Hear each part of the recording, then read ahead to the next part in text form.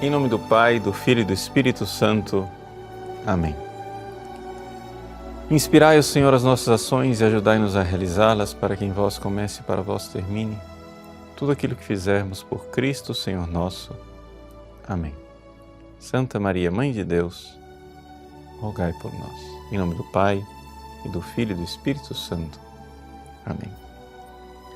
Muito bem, é uma grande alegria estarmos juntos nesse programa, onde nós queremos dar o chute inicial na preparação daqueles que gostariam de se consagrar no próximo dia 8 de dezembro, na solenidade da Imaculada Conceição de Nossa Senhora. Fazer a consagração total à Virgem Maria, através do método de São Luís Maria Grion de Montfort.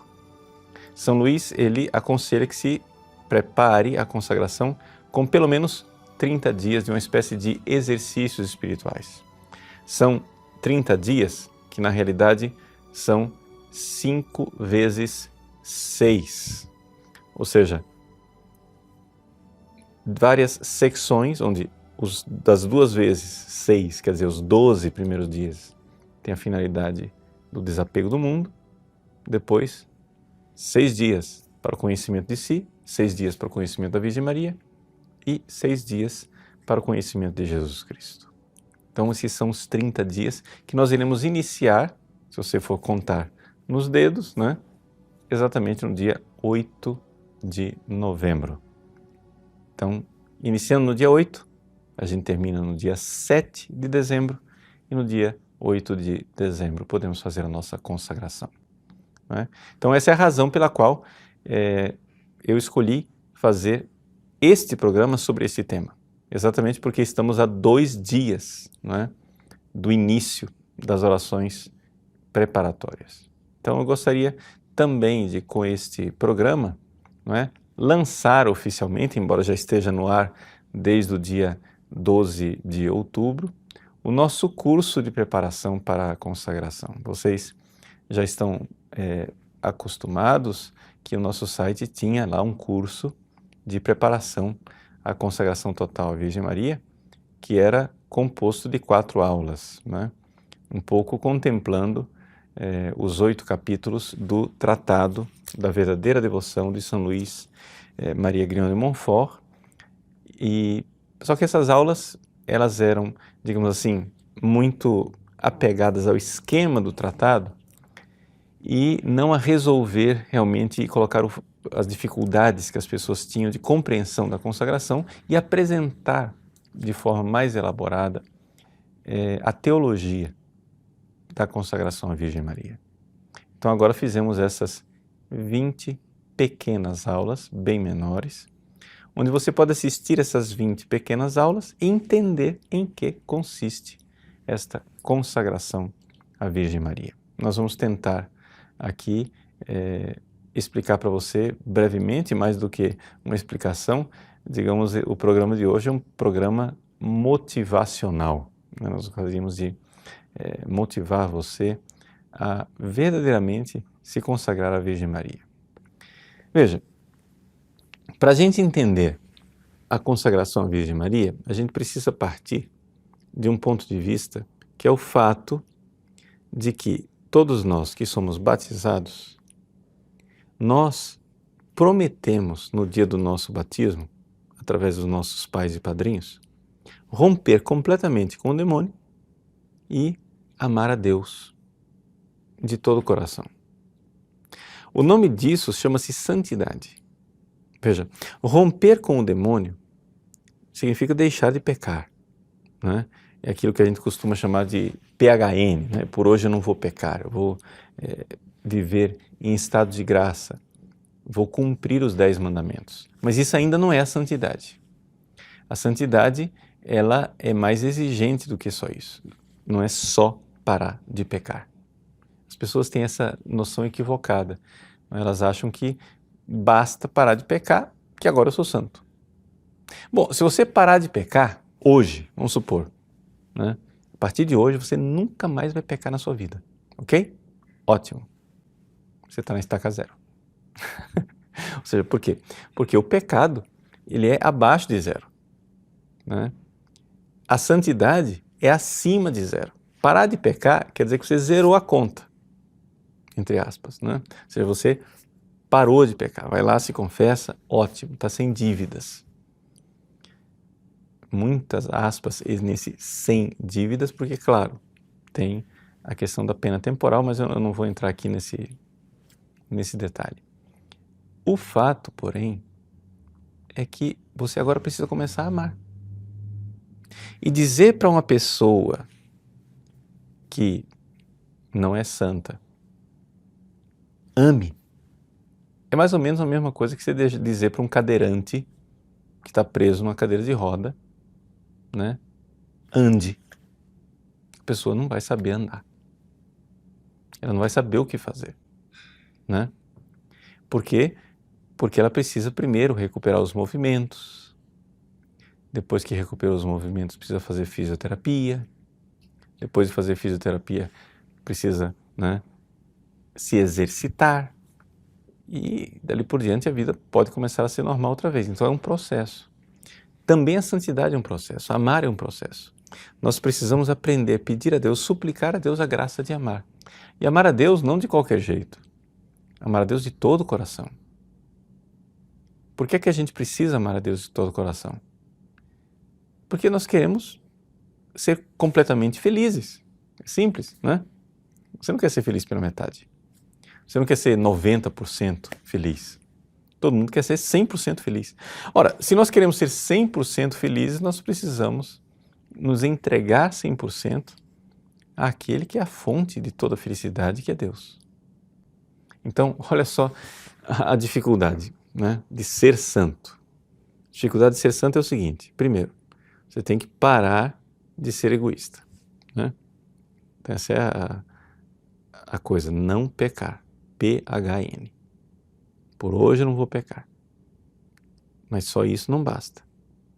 Se você é casado, por exemplo, não basta você parar de trair sua esposa. Tem que começar a amá-la, né? Entende a diferença? Ah, mas eu não estou mais pecando, não estou mais traindo minha mulher. Sim, mas que tal começar a dar a sua vida, né, para amar sua esposa e seus filhos? Então a santidade é isso. A santidade é essa realidade de nós nos doarmos, nos entregarmos e amarmos a Deus, né, de todo o coração, com toda a nossa alma, com todo o nosso entendimento, com toda a nossa força, com todo o nosso ser. Mas pedir isso de nós, egoístas que somos, é pedir para um cadeirante caminhar. Nós somos incapazes. Não incapazes porque somos incapazes por natureza. Deus nos fez para isso. A natureza de um ser humano é caminhar. O cadeirante, né, digamos assim, que está com alguma disfunção, não está conseguindo caminhar, se houver uma terapia para ele, e no caso nosso da santidade existe uma terapia, né, se houver uma terapia para ele, ele vai ser capaz de caminhar e vai ser capaz de seguir a sua natureza, a natureza verdadeira. Ele foi feito para caminhar, não foi feito para viver numa cadeira de rodas. Assim, nós, seres humanos, fomos feitos para amar, não fomos feitos para ser egoístas. Precisamos nos colocar no caminho da santidade e amar de verdade.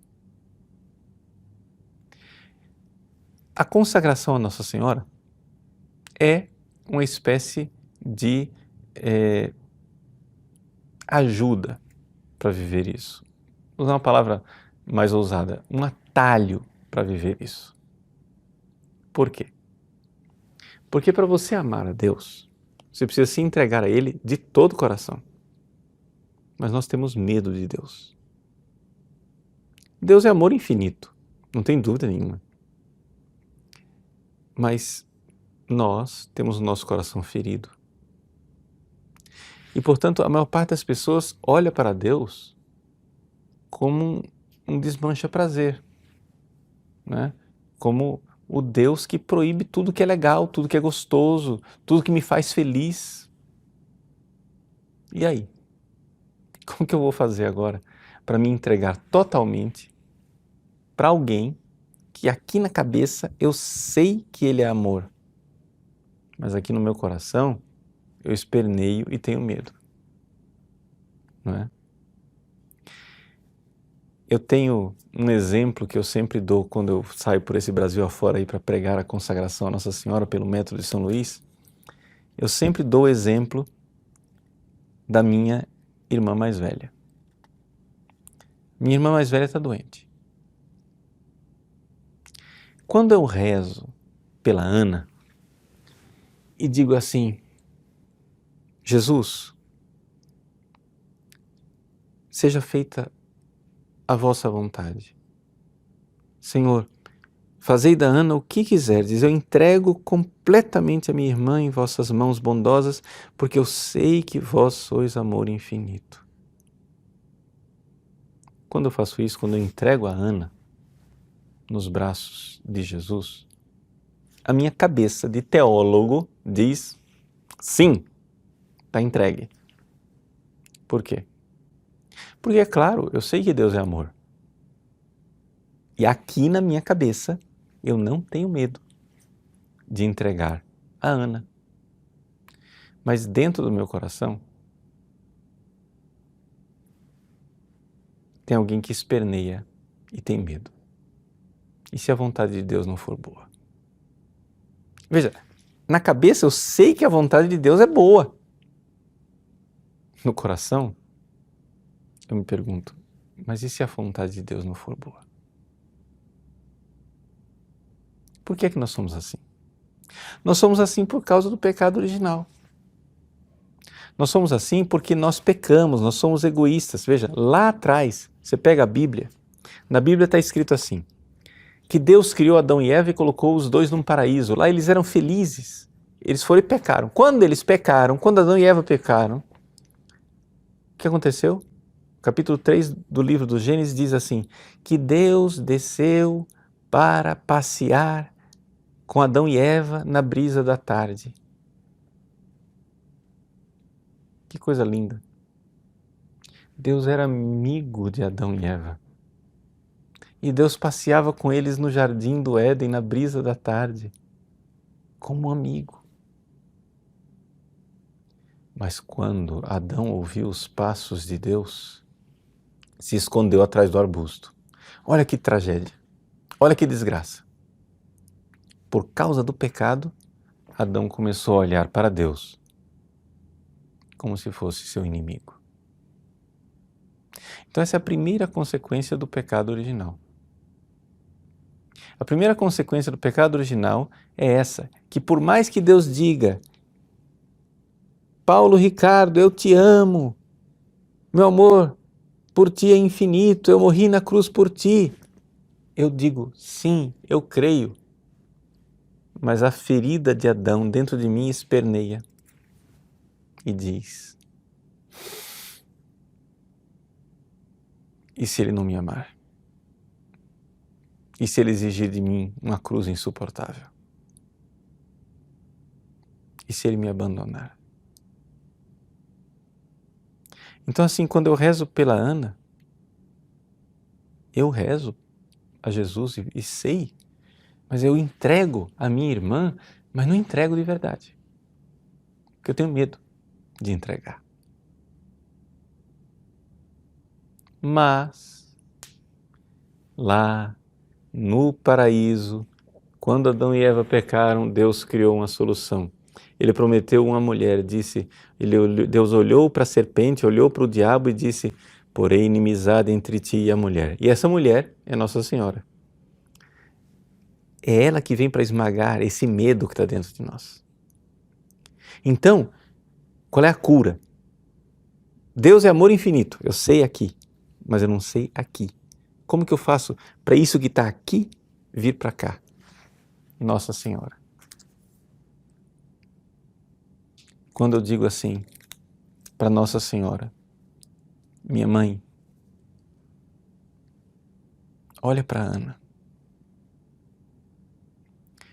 Eu entrego a Ana no teu colo de mãe. E faça dela o que você quiser, mãe, porque eu sei que você ama a Ana mais do que eu amo. E você quer o bem dela. Eu vejo que quando eu faço essa oração é sincera, mais profunda do que a primeira. Por quê? Porque eu faço não somente com a minha cabeça, eu vejo que o meu coração se movimenta junto. Eu não tenho medo de me entregar.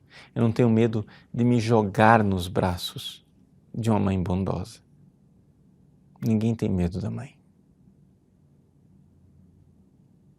Então vejam, quando a gente se entrega totalmente, mas tem que entregar tudo à Nossa Senhora, não é? Ela, né, nos ajuda a nos entregarmos totalmente a Deus. Porque essa entrega total à Virgem Maria, a gente põe nas mãos dela e ela imediatamente põe nas mãos de Deus e põe de forma plena e total. Então, vejam como a entrega à Nossa Senhora é uma ajuda bem concreta para nós nos entregarmos plenamente e totalmente a Jesus.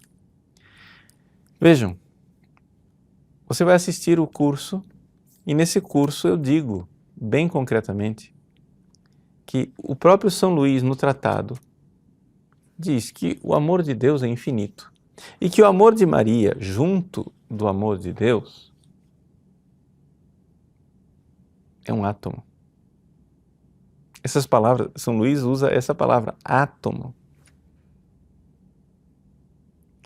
Então, eu não estou aqui dizendo que o amor de Maria é maior do que o amor de Jesus. A dificuldade não está no amor de Jesus, a dificuldade está no nosso coração ferido de Adão. A comparação que eu sempre faço, e é importante você recordar sempre dela, é a comparação entre o Sol e a Lua. O Sol é muito mais luminoso do que a Lua, mas eu, com o meu olhar limitado, eu não consigo olhar para o Sol. Eu olho para o Sol, logo em seguida eu tenho que baixar o rosto, porque o Sol me ofusca. Mas a Lua eu posso olhar a noite inteira para ela. O defeito não está no Sol, o defeito está no meu olhar. As águias, por exemplo, elas têm um olhar penetrante e elas são capazes de olhar diretamente para o Sol. Mas eu não. Eu não tenho um olhar de águia. Então,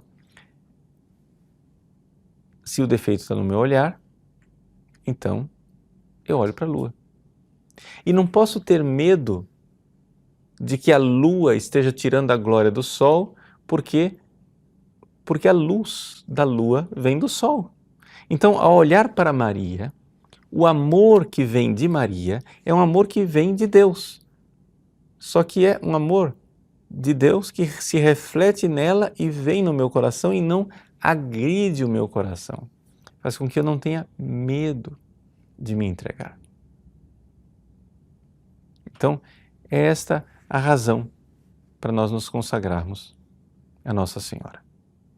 A consagração à Nossa Senhora, na verdade, ela não é uma consagração à Nossa Senhora. Se você for olhar, né, no tratado, o texto da consagração, ele diz assim, né, consagração a Jesus Cristo, sabedoria encarnada pelas mãos da bem-aventurada Virgem Maria.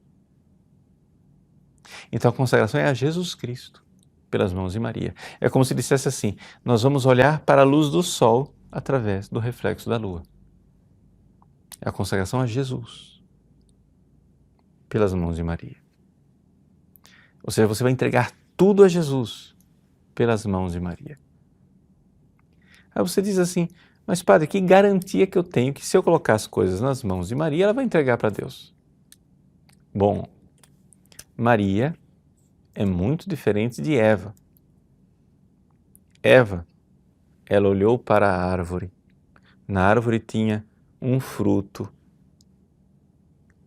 E Eva, diz o livro do Gênesis no capítulo 3, ela olhou para aquele fruto e quis pegá-lo com cobiça. Muitos séculos depois, querendo redimir a humanidade, surgiu uma outra árvore, a árvore da cruz.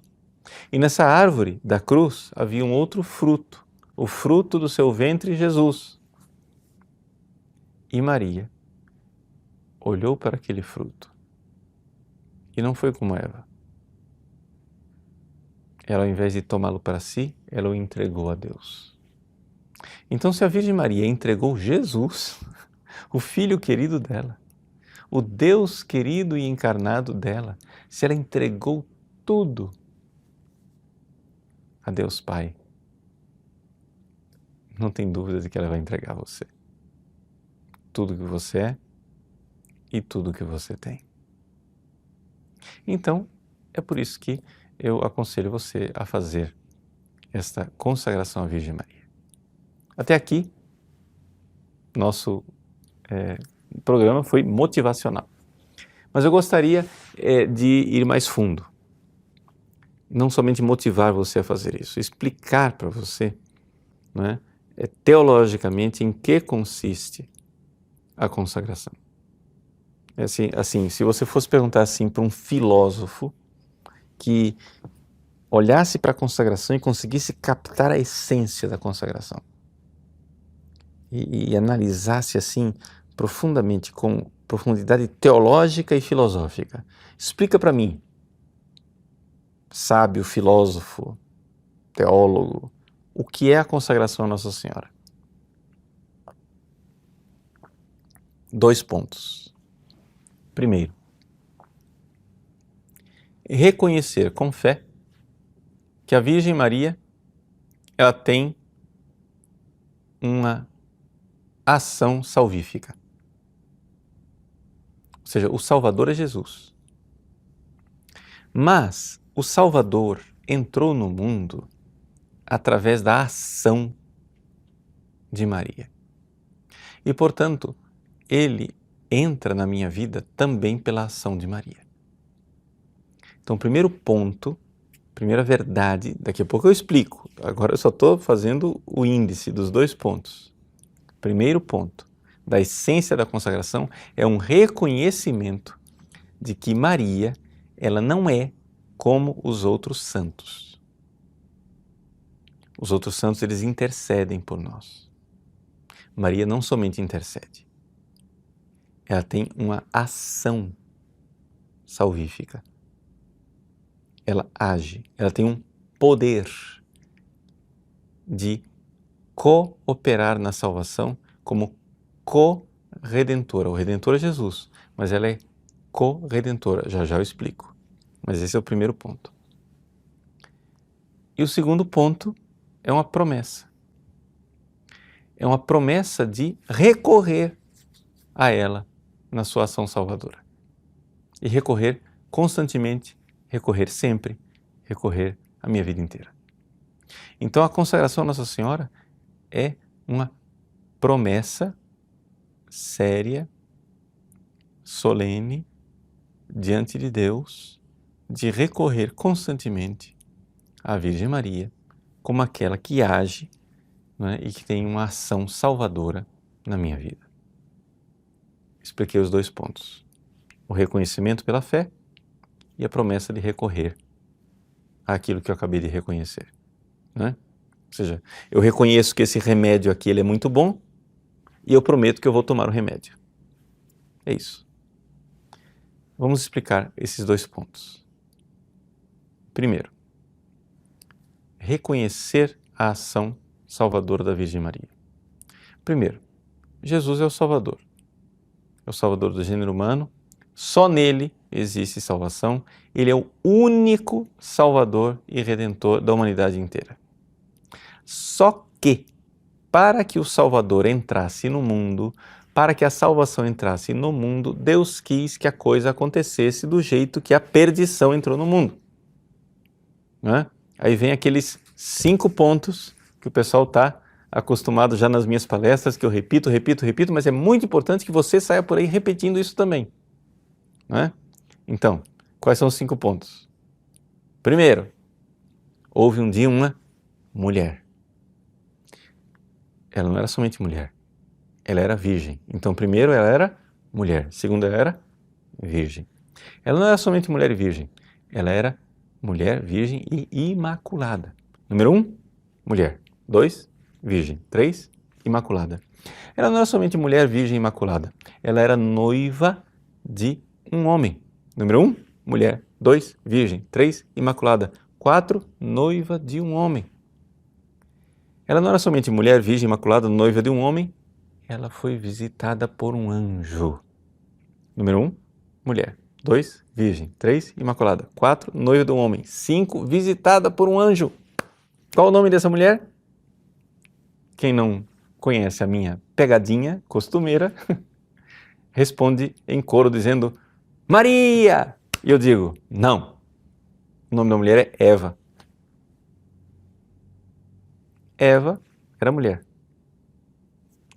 Ela era virgem, porque ainda não tinha tido relações sexuais com Adão. Ela era imaculada, porque ainda não tinha tido o pecado original.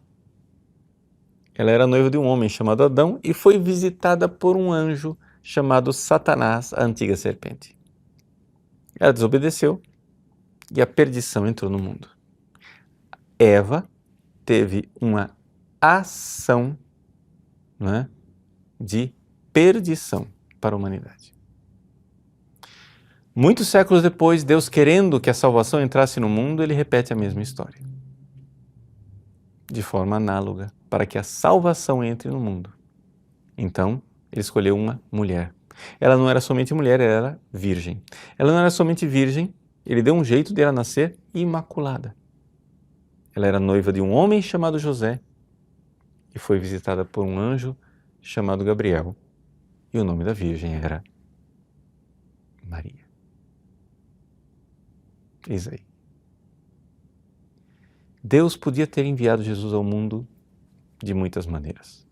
Jesus, o nosso Salvador, o Salvador universal, o Salvador de todas as pessoas do gênero humano, Salvador inclusive de Maria. Deus podia ter entrado no mundo arrombando a porta. Deus podia ter entrado no mundo descendo de helicóptero. Deus podia ter entrado no mundo brotando da grama como os cogumelos. Ele podia ter feito o que quisesse, porque Deus é Deus. Ele não quis fazer isso. Ele quis pedir o consentimento de Maria. Ele quis perguntar a ela. E ela disse, eis aqui a escrava do Senhor. Faça-se em mim conforme a vossa palavra.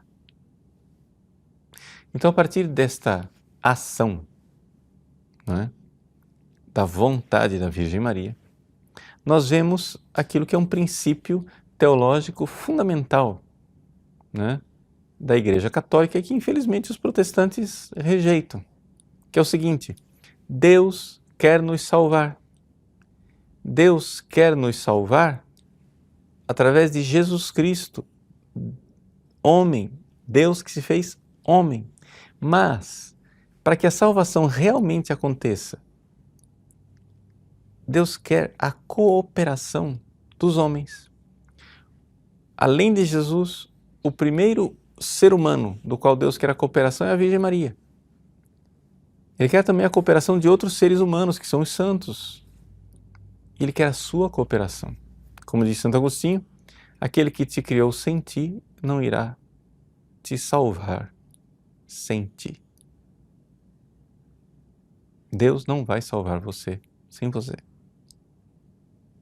Assim como Deus não vai salvar você sem Maria. Porque Jesus entrou no mundo por Maria e ele entra na sua vida por Maria, embora você não tenha notado. Né? Por exemplo, Jesus entra na vida dos protestantes e eles não notam que ele entrou por Maria, mas ele entrou por Maria, porque ela é mãe de todos, inclusive dos evangélicos protestantes. E ela não rejeita nenhum dos seus filhos. Embora os seus filhos possam rejeitá-la, mas ela não rejeita os filhos. Então, a gente reconhece que existe uma ação, e esta ação, ela é reconhecida pela Igreja desde sempre. Veja, a oração mais antiga da Igreja, dirigida à Virgem Maria, é o chamado Sub Tuum Praesidium. Debaixo de vossa proteção nos refugiamos, Santa Mãe de Deus. Não desprezes nossas súplicas e nossas necessidades, mas livrai-nos sempre de todos os perigos, ó Virgem gloriosa e bendita. Essa é a oração mais antiga. Foi encontrada num manuscrito lá, num papiro antiquíssimo lá do Egito, do século II. Se você não sabe contar nos dedos, século II quer dizer ano 100 e alguma coisa. Não tinha chegado ainda o ano 200 e já estava lá a igreja. Ou seja, quem escreveu essa oração era ali de uma geração que tinha conhecido os apóstolos ou que tinha conhecido gente que conheceu os apóstolos. Então, bem no início da igreja. E veja o que é que essa oração tem de interessante. Ela não pede a intercessão da Virgem Maria. Ela pede a proteção da Virgem Maria. Subtum presidium. Ou seja, eu me coloco debaixo da proteção. Debaixo de um poder salvador da Virgem Maria. Nos refugiamos, Santa Mãe de Deus. Não desprezeis as nossas súplicas e nossas necessidades, mas livrai-nos sempre de todos os perigos, ó Virgem gloriosa e bendita. Ao fazer isto, ao fazer esta oração, a igreja só está ali no século II reconhecendo aquilo que está escrito no livro do Apocalipse. No livro do Apocalipse, a mulher vestida de sol, ela luta contra o dragão cor de fogo, juntamente com o restante dos seus filhos. Ela luta.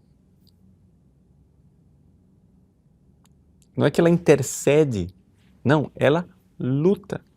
Por inimizade entre ti e a mulher. Portanto, Deus constitui essa inimizade entre Satanás e Maria. Então, assim, é muito importante a gente se lembrar disso.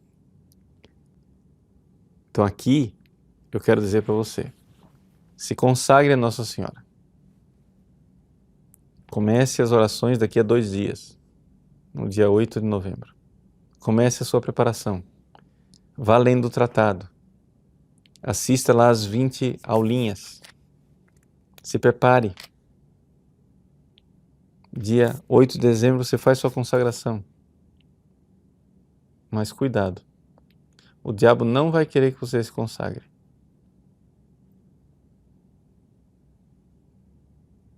Sempre aparece algum empecilho.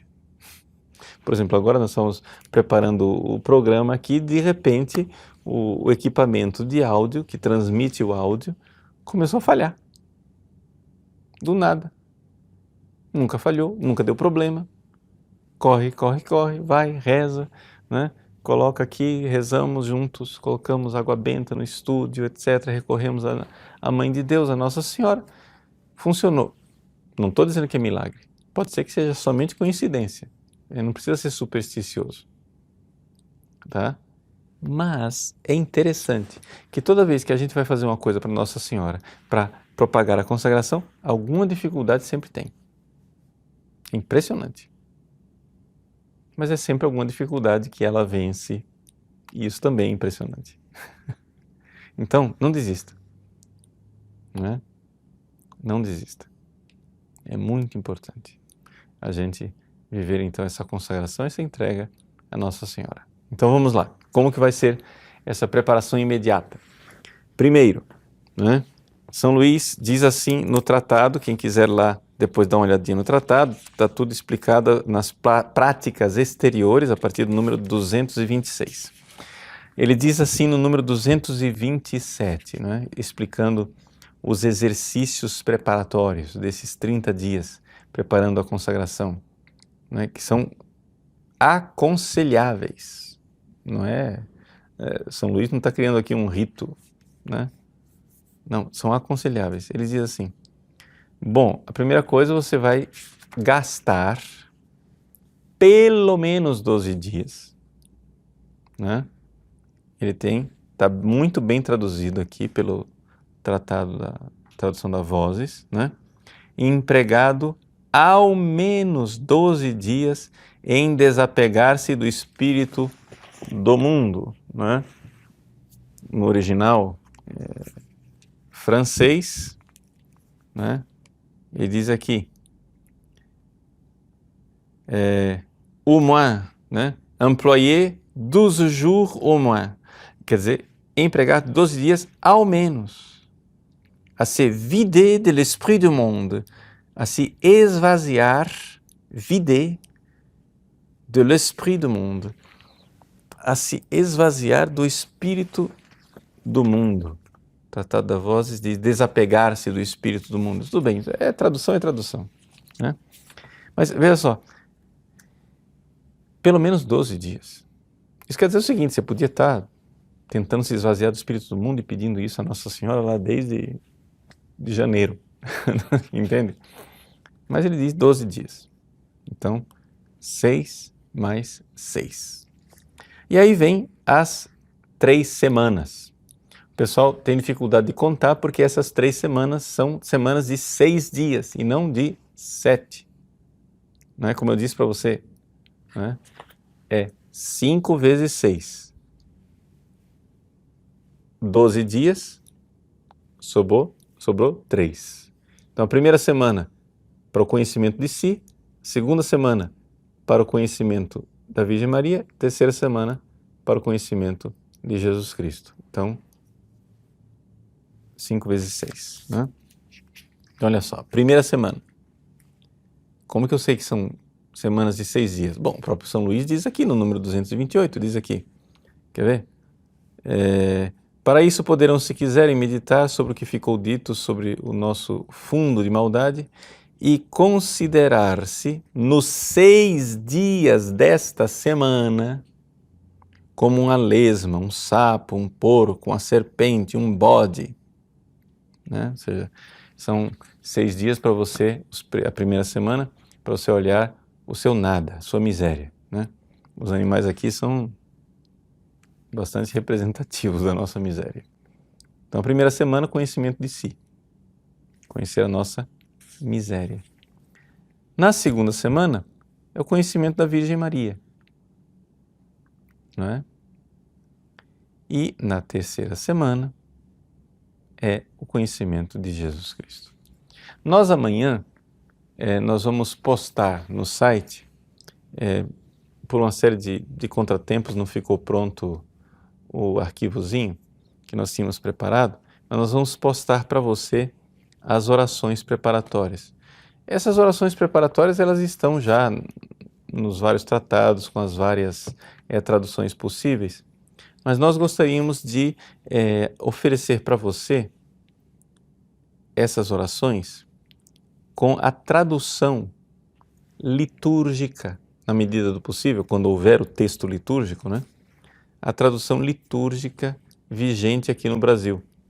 Por quê? Porque, infelizmente, nenhum dos nossos tratados, por exemplo, diz lá, rezar o Veni Creator. Mas todo mundo traz uma tradução diferente do Veni Creator, e não a tradução que está lá na Liturgia das Horas, que é a tradução oficial aqui do Brasil. Ah, mas tem traduções melhores. Tudo bem, mas o que acontece é o seguinte, termina que a gente fica repetindo durante 30 dias uma oração, que a gente termina aprendendo de cor, mas nunca aprende de cor um texto que é aquele texto oficial, né? Tem, por exemplo, aquela oração do Espírito Santo, né? Ó Deus, que instruísse os corações dos vossos fiéis com a luz do Espírito Santo, fazei que apreciemos retamente todas as coisas segundo o mesmo Espírito. Quer dizer, todo mundo sabe no Brasil, todo mundo sabe essa oração de cor. Mas em nenhum dos tratados essa oração está do jeito que a gente sabe de cor. É sempre uma oração diferente, quer dizer, você vai ficar repetindo um negócio que não é aquilo que todo mundo sabe de cor. Então, por isso, nós íamos publicar aqui na aula os textos que todo mundo já publica, aí nós resolvemos, não, vamos fazer o seguinte, vamos fazer o negócio direito.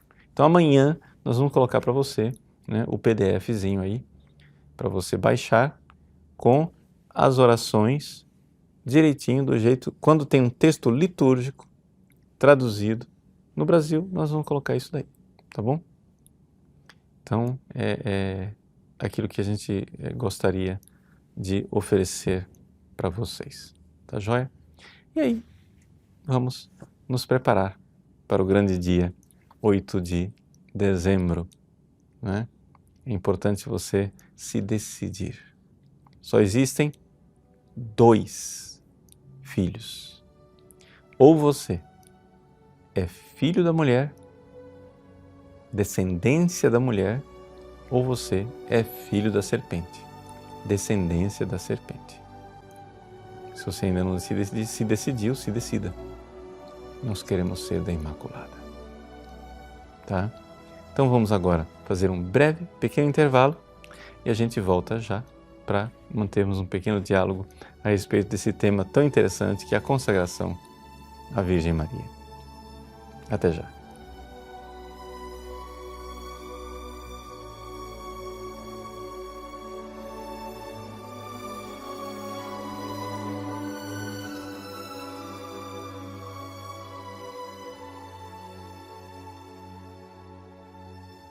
Retornamos então para um diálogo a respeito da consagração à Virgem Maria e a primeira pergunta é do Danilo Freitas. Boa noite, padre.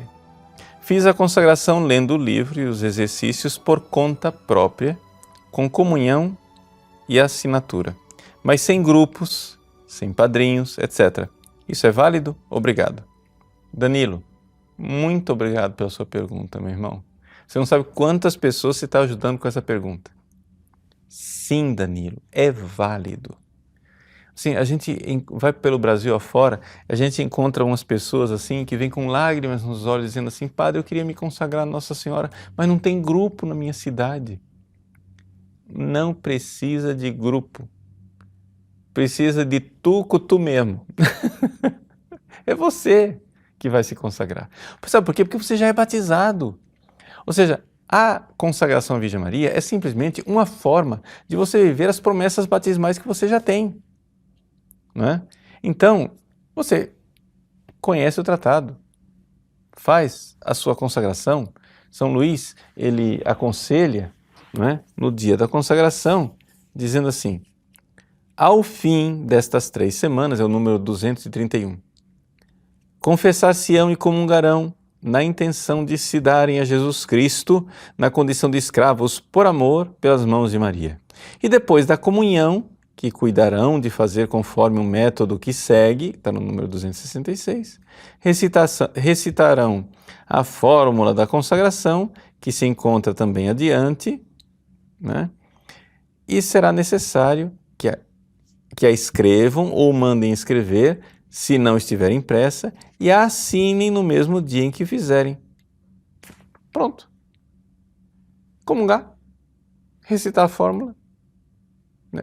Confessar, comungar, recitar a fórmula, assinar e boa noite. Está feita a consagração. Agora, a coisa principal dali para frente é viver.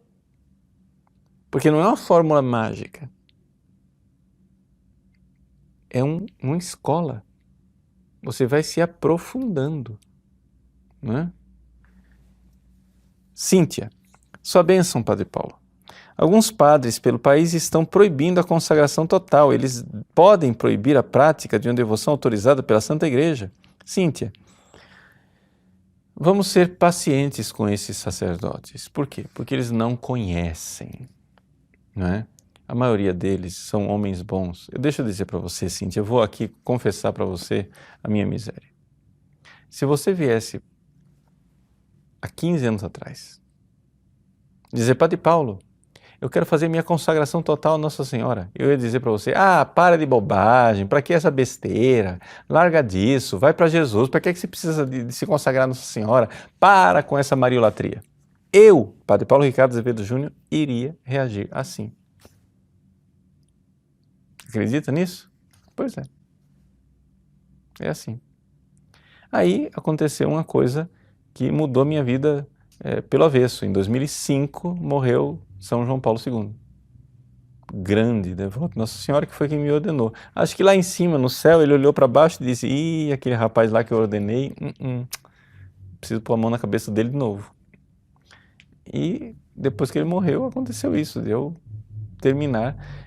Assim, é interessante como eu, antes de Ratzinger ser o Papa Bento XVI, eu era muito mais seguidor de Ratzinger do que de João Paulo II.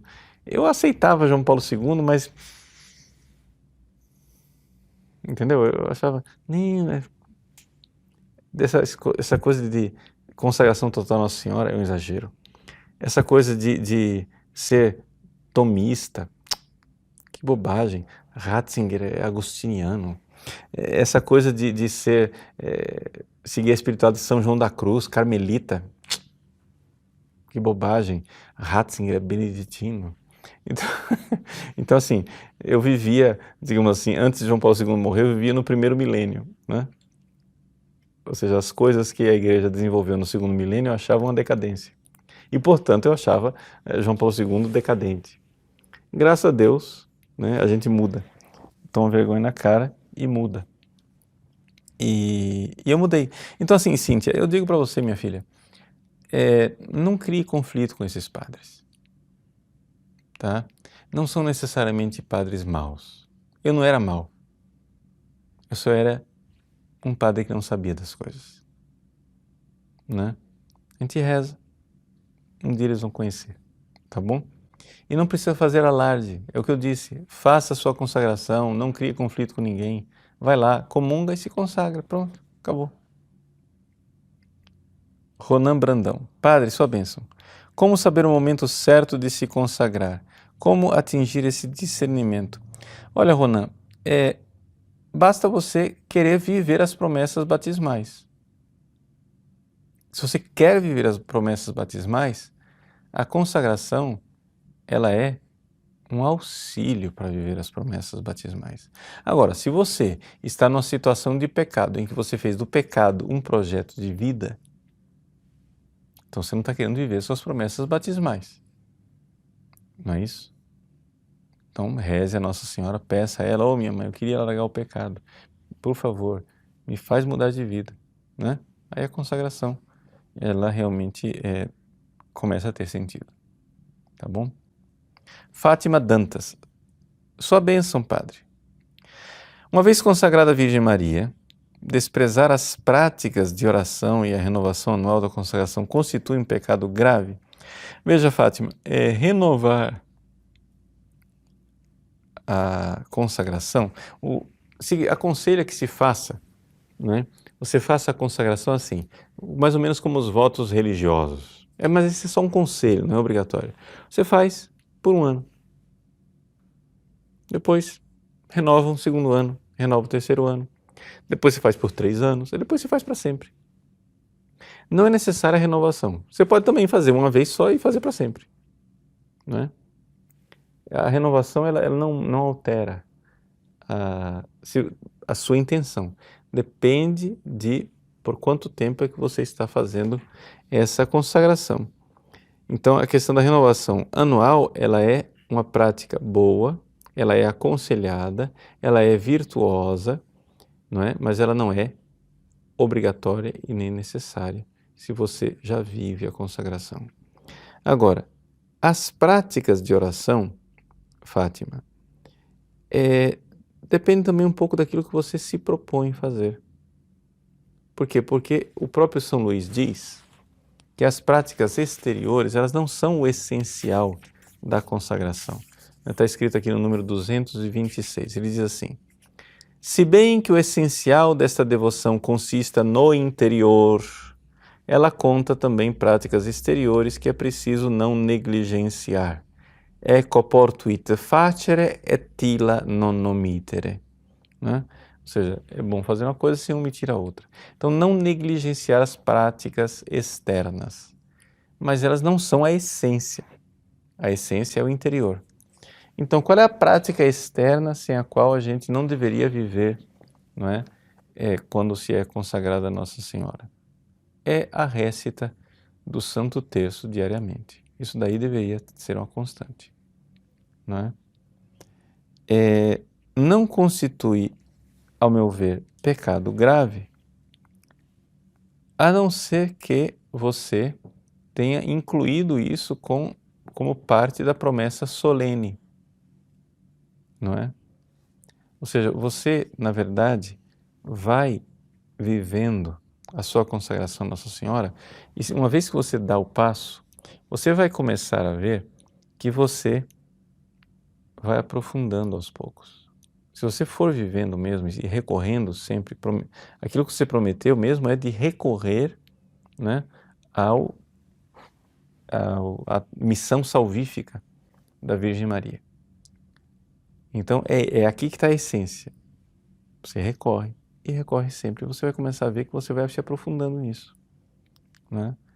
De tal forma que o Santo Terço deve ser uma constante, mas tudo depende um pouco da intenção daquilo que você está realmente prometendo.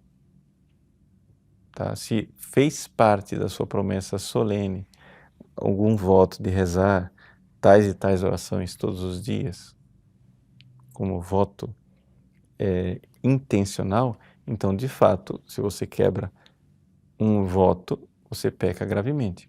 Mas isso normalmente não se encontra na intenção das pessoas que fazem a consagração. Elas só prometem recorrer sempre ao auxílio da Virgem Maria. Então, as práticas externas, elas não são essenciais. São Luís diz que não devem ser negligenciadas, mas tudo depende um pouco da promessa que você faz. Breno, quando no tratado se fala dos apóstolos dos últimos dias, se diz: bradarão contra o pecado, clamarão contra o mundo. Significa que terão que buscar a santidade porque tem muitos consagrados mundanos. Breno, obrigado pela sua pergunta. Olha, eu não sei se vocês notaram que eu agora estou retomando, não é, aqui no site, essa coisa de falar mais da consagração e que durante um certo tempo nós ficamos em silêncio. Claro, nós vivíamos a consagração aqui na paróquia, etc., promovíamos, mas sem grande alarde. Por que é que a gente ficou assim durante alguns anos, poderia dizer, né, sem chamar atenção, assim, low profile, né, uma coisa assim, meio sem... Porque nós notamos que a consagração tinha virado uma moda. Ou seja, que as pessoas estavam vivendo a consagração como uma moda, sem vivê-la de verdade, não é? Então, nós ficamos em silêncio, o ambiente, o clima foi mudando um pouco, houve alguns conflitos, reações negativas, etc, etc. Nós estamos agora retomando porque, na minha avaliação, eu acho que o ambiente está mais tranquilo.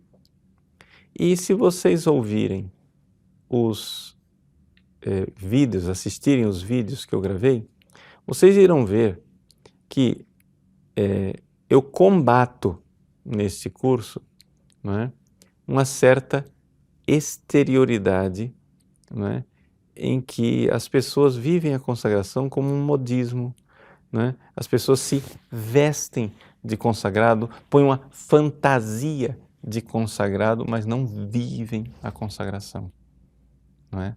Então, eu tenho enfatizado muito essa realidade do interior, da entrega de coração, não é? Sem enfatizar certas práticas externas que terminam ficando caricaturais. Você veja, por exemplo, eu não uso correntes, né? Pessoal, sou consagrado a Nossa Senhora, mas não uso corrente nenhuma, né? Por quê? Porque, bom, em primeiro lugar, tendo eu um ministério na internet, essa minha presença na internet, eu não quero colocar nada de, aspas, exótico, de diferente, né? Então você pode ver, eu não uso anéis, porque não está na tradição do clero ocidental usar anel, a não ser que seja bispo, né? Não uso nenhum distintivo, a não ser a batina e ponto. De tal forma que você olha, por fora é um padre normal, comum, sem nada de especial.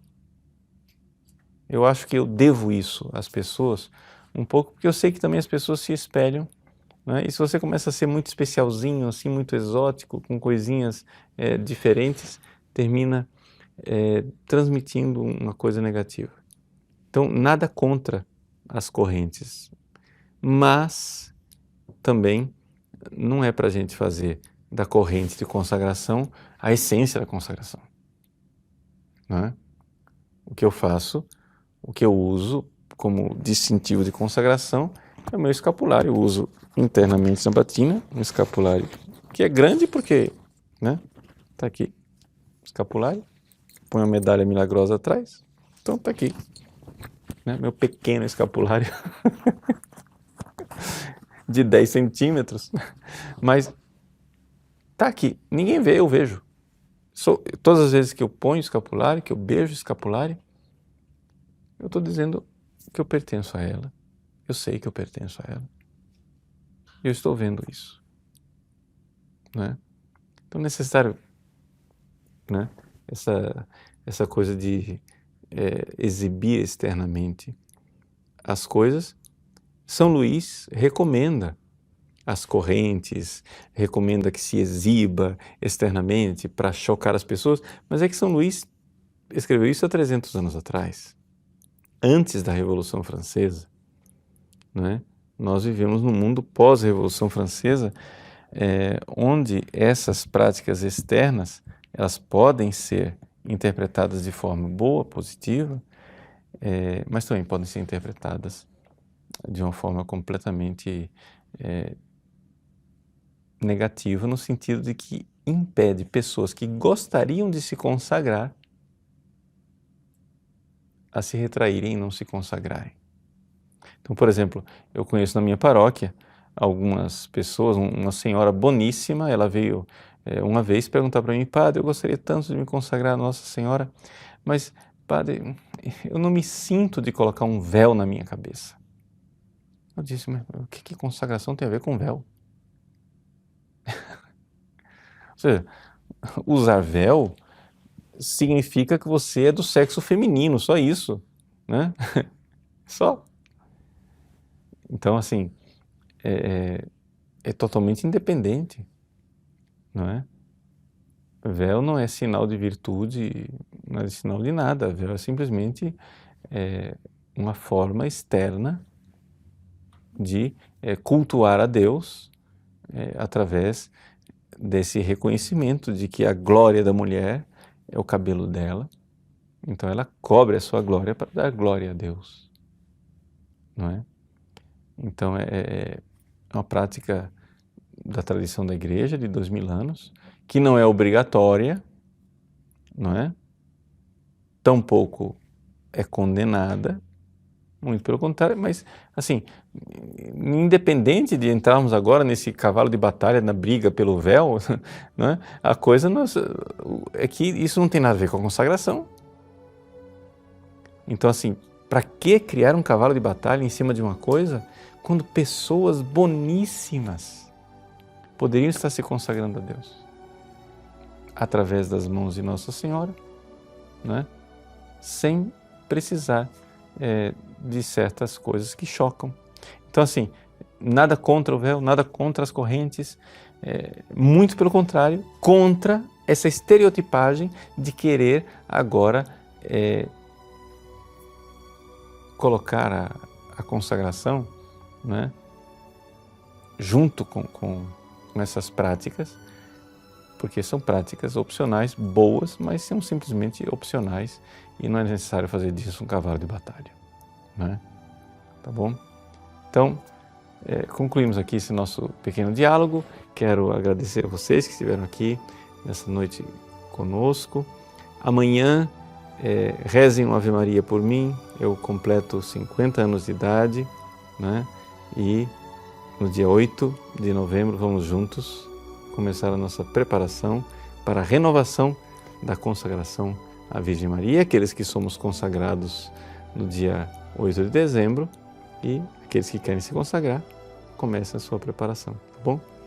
Deus abençoe a cada um de vocês, né? E pela intercessão da Imaculada Virgem Santíssima, Nossa Senhora, abençoe-vos o Deus Todo-Poderoso, Pai, Filho e Espírito Santo. Amém.